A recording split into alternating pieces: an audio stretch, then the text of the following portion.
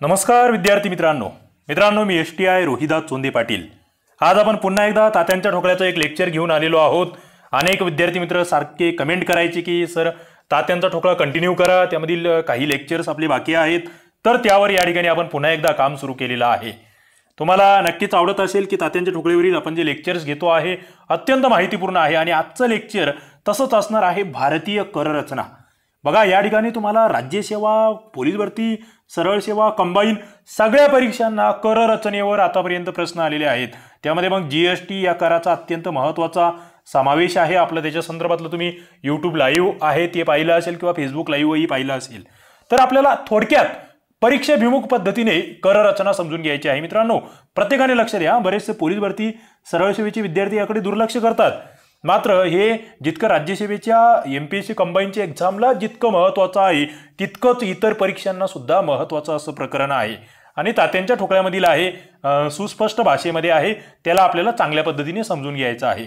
पहिला मुद्दा, भारतीय कर रचना कशी आहे, नेमकं इंडियन टॅक्स स्ट्रक्चर कसं आहे ते आपल्याला बघायचं आहे। प्रत्यक्ष करांच्या तुलनेमध्ये अप्रत्यक्ष करांचे प्रमाण आपल्याकडे अधिक असल्यामुळे भाववाढीला चालना मिळते, हा एक मुद्दा लक्षात घ्या।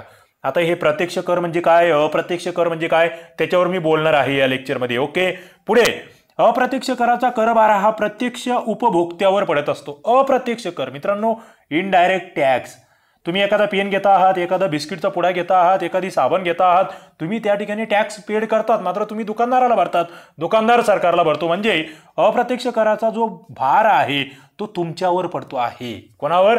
सामान्य करदात्यावर। केंद्राला अप्रत्यक्ष कराद्वारे सर्वाधिक कर महसूल मिळतो, हे सुद्धा लक्षात राहू द्या। आणि अप्रत्यक्ष कराचं सगळ्यात मोठं उदाहरण काय आहे? GST आहे। माझा तुम्हाला प्रश्न आहे, GSTचा लॉंग फॉर्म काय आहे मित्रांनो, आणि GST हा कधीपासून लागू झालेला आहे, कधीपासून अंमलात आलेला आहे? दोन महत्त्वाचे प्रश्न माझे तुमच्यासाठी आहे।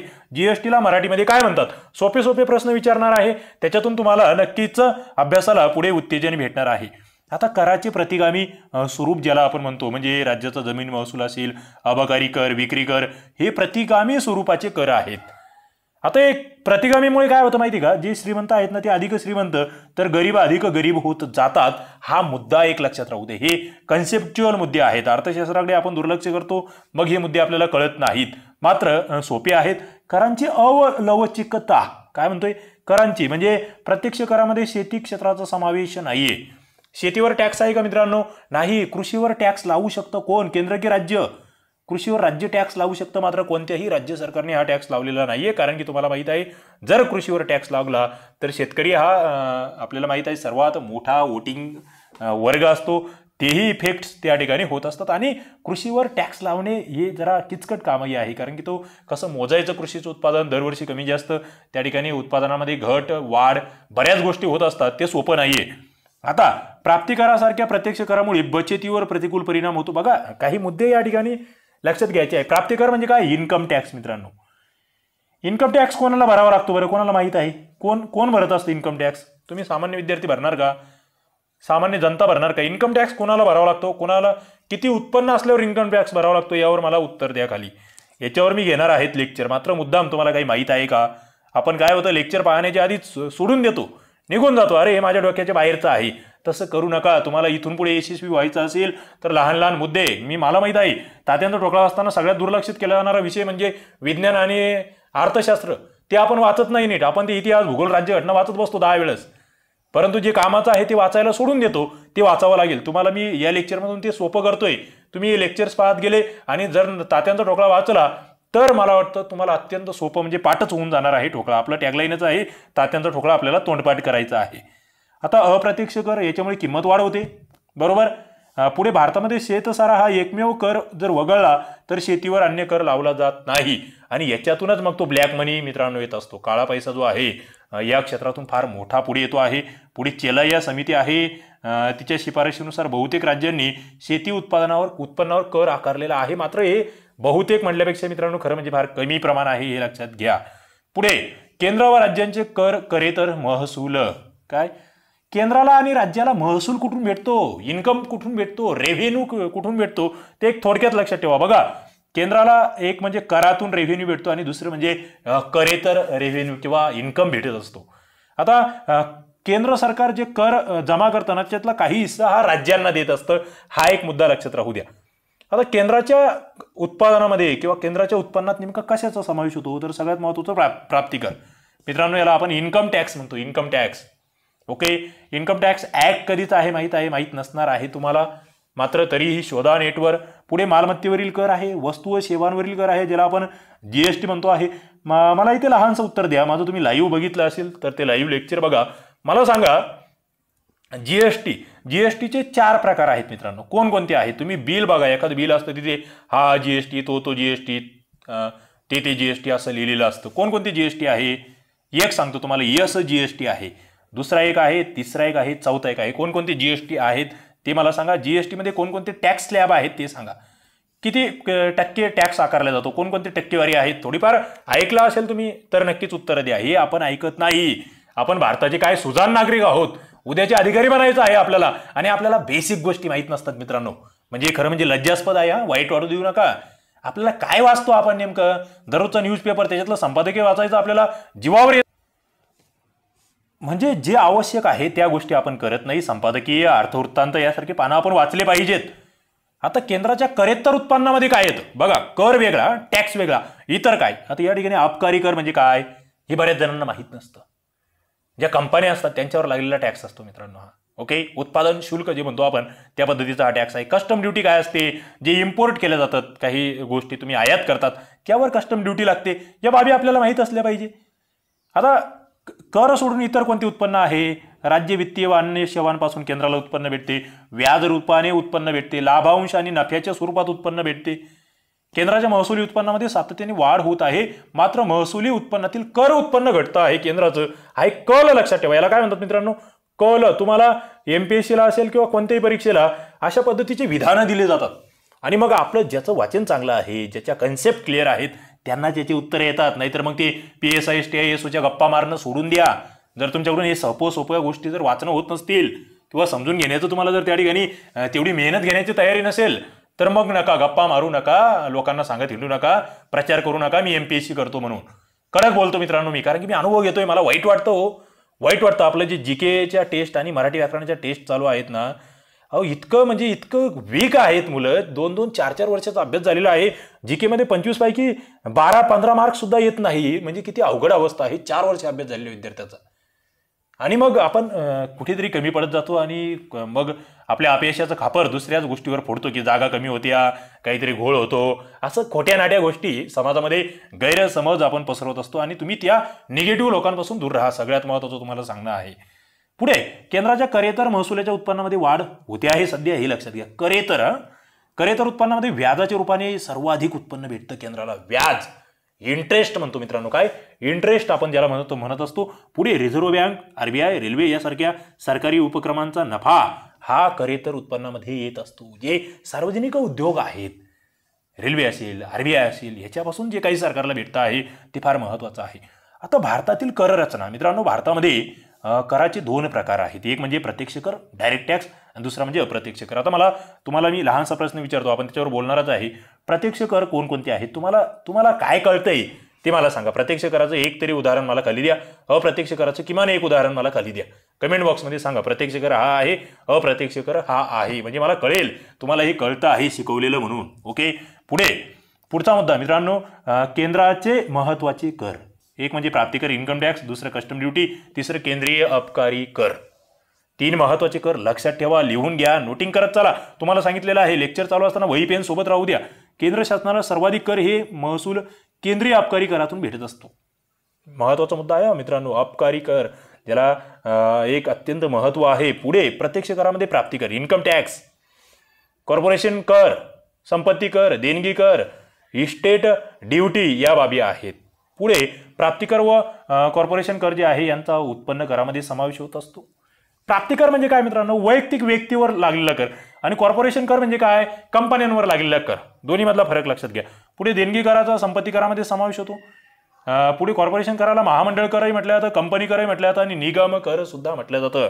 लक्षात येतंय का? कॉर्पोरेशन टॅक्स म्हणतोय मी, सगळ्यात जास्त ज्याला आपण उत्पन्नाचा स्रोत म्हणतोय तो या ठिकाणी लक्षात ठेवा. पुढे प्रत्यक्ष करामध्ये काय येतं बघा, आपण ऐकलेलं असतं इन्कम टॅक्स. इन्कम टॅक्स प्राप्तिकर प्रत्यक्ष कर आहे, लवचिक प्रगतशील. प्रत्यक्ष काय म्हणतोय? डायरेक्ट तुम्ही सरकारला पैसे भरतात. समजा मी नोकरदार आहे ना, मला त्या ठिकाणी जर विशिष्ट समजा 5 लाख आहे, त्याच्यावर माझं लिमिट गेले की नंतर मग मला ते 10% असेल, 20% असेल, जो स्लॅब आहे माझं जितकं उत्पन्न त्या ठिकाणी वाढेल त्यानुसार मला डायरेक्ट सरकारला पैसे भरायचे आहे. त्याला काय म्हणायचं? डायरेक्ट टॅक्स, प्रत्यक्ष कर, इन्कम टॅक्स. ओके, डायरेक्ट टॅक्सचा एक प्रकार आहे इन्कम टॅक्स. पुढे प्राप्तिकरातील काही उत्पन्न केंद्राकडून राज्याला दिले जात असते आणि 2010 मध्ये इन्कम टॅक्स कायद्याला 150 वर्षे पूर्ण झाली आहे. मग मला सांगा 150 2010 मधून मायनस करा आणि कधीचा आहे कायदा. थोडं डोकं लावायला शिका मित्रांनो, डोकं लावायला शिका थोडंसं, फक्त ऐकत बसू नका, थोडं स्वतःचं डोकं चालवायला शिका. पुढे कॉर्पोरेशन टॅक्स, महामंडळ कर, कंपनी कर. केंद्राचा महत्वाचा प्रत्यक्ष कर आहे हा. मोठ्या कंपन्या ज्या आहेत त्यांच्या नफ्यावर आकारला जातो. हे लक्षात घ्या, हा प्रश्न आलेला आहे. मोठ्या कंपन्यांच्या उलाढालीवर आकारला जातो, नफ्यावर आकारला जातो की कशावर आकारला जातो? नफ्यावर, प्रॉफिटवर, फक्त प्रॉफिट हा शब्द लक्षात ठेवायचा आहे तुम्हाला. आणि हे लहान लहान बाबी आहे, या ज्यांनी समजून घेतल्या, ज्याने वाचन केलं, लेक्चर्स पाहिले, त्यालाच उत्तर जमतात. नाहीतर मग तुम्हाला लहान लहान शब्दांमध्ये फसवलं जातं. कॉर्पोरेशन करातील वाटा हा केंद्राकडून राज्यांना कधीच दिला जात नाही, हा मुद्दा लक्षात ठेवा. पुढे संपत्ती कर, देणगी कर आहे. निकोलस क्वाल्टर समितीच्या याच्यानुसार हे अंमलात आले होते. आता हे कर रद्द करण्यात आलेले आहेत, संपत्ती कर वगैरे, ते लक्षात राहू द्या. पुढे केंद्राचे अप्रत्यक्ष कर, त्याच्यामध्ये केंद्रीय अबकारी कर, ज्याला आपण सेंट्रल एक्साईज ड्युटी म्हणतो. मित्रांनो, एक्साईज हा शब्द ऐकलेला असतो तुम्ही अनेक वेळा. उत्पादन शुल्क, ज्याला तुम्ही राज्यामध्ये दारूबंदी खातं असं म्हणत असतात.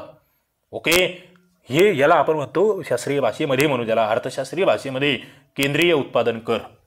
राज्य उत्पादन कर सुद्धा असतो. देशामध्ये उत्पादन होणाऱ्या सर्व वस्तूवर हा कर आकारला जातो. महत्त्वाचं म्हणजे दारूसारखे अल्कोहोलयुक्त मादक पेय असेल, अफू गांजा यासारखे गुंगे आणणारे जे काही पदार्थ आहेत त्यांच्यावर कर आकारण्याचा अधिकार राज्यांना आहे. मित्रांनो, काय राज्यांना. मग तुम्ही एमपीएससी देत असाल तर तुम्हाला एक्साईज सब इन्स्पेक्टर नावाचं एक पद माहीत आहे, ग्रुप सीचं. ते पद म्हणजे याच विभागामध्ये मित्रांनो, राज्य उत्पादन शुल्क विभाग. माझा तुम्हाला प्रश्न आहे, तुम्ही आता टॅक्सेशन संदर्भात बोलता आहात, STI या पदासाठी गणवेश असतो का किंवा काही विशिष्ट असं पेहराव असतो का? मला ते सांगायचं आहे. वर्दी असते का थोडक्यात? आणि दुसरं, एक्साईज सब इन्स्पेक्टर या पदासाठी वर्दी असते का? यावर लेक्चर टाकलेले आहेत, व्हिडिओज बनवलेले आहेत, आपल्या चॅनलला उपलब्ध आहेत. या पदाविषयीची सविस्तर माहिती, मला त्याचे उत्तर द्या. यांना वर्दी असते का? वर्दी असणारे कोणकोणती पदं तुम्हाला माहीत आहे मित्रांनो? जसं तुम्हाला पोलीस माहीत आहे, अशी कोणकोणती पदं आहेत ज्यांना खाकी वर्दी भेटते? थोडक्यात उत्तर द्या. पुढे दारू असेल, अफू असेल, गांजा असेल, ही मादक पेये वगळता इतर सर्व देशांतर्गत वस्तूच्या उत्पादनावर अबकारी कर आकारण्याचे अधिकार केंद्राला आहे. राज्याला कोणकोणते? दारू, अफू, गांजा. राज्याला दारू, अफू, गांजा एवढ्या याच्यावर अबकारी कर आकारता येतो, हे लक्षात घ्या. पुढे जकात कर काय आहे? कस्टम ड्युटी काय आहे? केंद्राचा महत्त्वाचा अप्रत्यक्ष कर आहे. आयात निर्यात मालावरील करांचा जकात करामध्ये समावेश होतो. काय म्हणतोय मी? इम्पोर्ट आणि एक्सपोर्ट त्याच्यासाठीचा हा जकात कर आहे, कस्टम ड्युटी आहे. याचं उत्पन्न सुद्धा राज्यांना भेटत नाही, हे लक्षात घ्या. आता पुढे GST, goods and services tax. नीट लक्षात घ्या, वर तुम्हाला प्रश्न विचारलाय. किमान मित्रांनो, म्हणजे जे सरळ सेवेची तयारी करतात, कंबाईनची तयारी करतात, खाली पोलीस भरतीवाल्यांना किमान GSTचं लॉंग फॉर्म मराठी आणि इंग्रजीमध्ये तेवढं तर माहीत पाहिजे. तर तेवढंही करायला तयार नाहीये बरेच जण. मी प्रामाणिक विद्यार्थ्यांबद्दल बोलत नाही. तुमच्यातले खूप सारे विद्यार्थी खूप प्रामाणिक आहे, खूप अभ्यासू आहेत, त्यांचा मला अभिमान आहे, ते मला आवडतात. मात्र जे टाइमपास करणारे आहे, आपल्या घरच्यांना फसवणारे आहेत, त्या विद्यार्थ्यांची मला म्हणजे खूपच चीड आहे. ते स्वतःच्या पायावर खूप मोठा धोंडा मारून घेत आहेत. 2-4 वर्षाने त्यांची इतके वाईट हाल होणार आहेत. जे स्वतःला फसवतायत ना, त्यांच्यासाठी बोलतोय मित्रांनो. आणि जीव तोडून बोलतोय, हे अनुभवातून बोलतोय मी. काही मित्र असे आहेत ज्यांनी आपली मेंबरशिप वगैरे घेतलेली आहे, मला फोन करतात, जेव्हा बोलतात तेव्हा काही जण इतकं जीव तोडून अभ्यास करतायत, दिवस रात्र अभ्यास करतायत. मात्र केव्हा कळतं? 2-4 वर्ष झाले का नंतर कळतं की अरे हे सोपं नव्हतं, मी एकच पुस्तक वाचत बसलो काहीतरी. तसं नाहीये, हे खूप अफाट आहे, खूप कॉम्पिटिशन आहे, खूप वाचन करावं लागणार आहे आणि कोणता विषय सोडून चालणार नाहीये. मी जरी पोलीस भरती सरळ सेवा करत असेल तर अर्थशास्त्र सोडून चालणार नाहीये. MPSC राज्यसेवा आल्या तर हे तोंडपाठच करायचे आहेत मुद्दे, हे लक्षात घ्या. आता GST कर जो आहे अप्रत्यक्ष कर आहे, 1 जुलै 2017 पासून लागू झाला, एवढंच लक्षात ठेवा.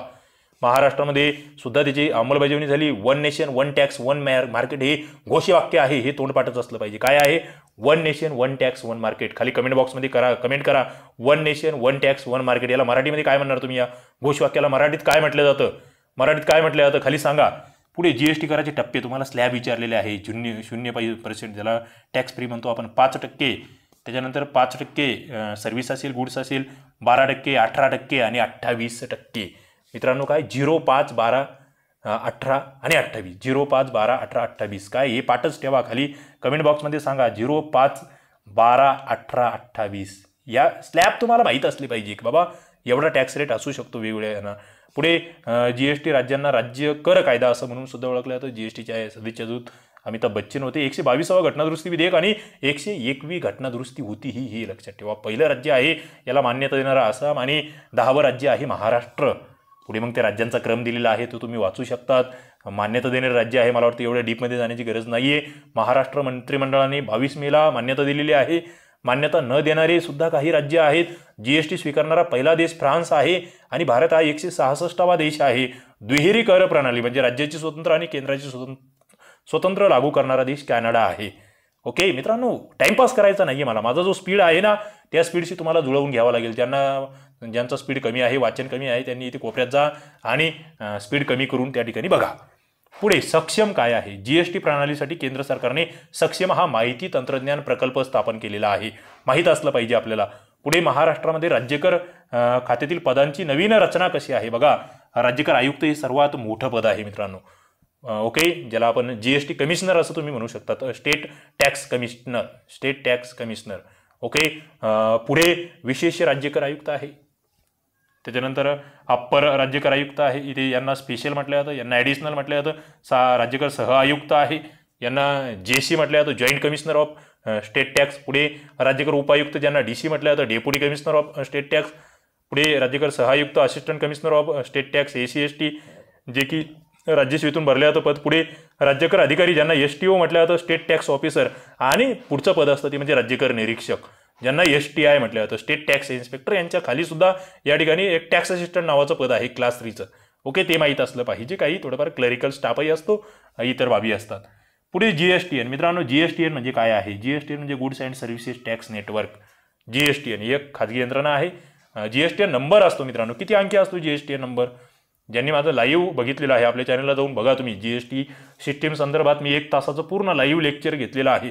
ते प्रत्येकाने बघावं. ज्यांना जीएसटीमध्ये थोडेफार मार्क्स चांगले घ्यायचे असतील त्यांनी ते बघावं, त्या कन्सेप्ट समजून घ्याव्या असं माझं मत आहे. पुढे महाराष्ट्रामध्ये काय आहे कर महसुलाचे स्रोत? तर महाराष्ट्रामध्ये SGST आहे. आधी व्हॅट कर कायदा होता 2002चा, जो 2005 पासून लागू होता.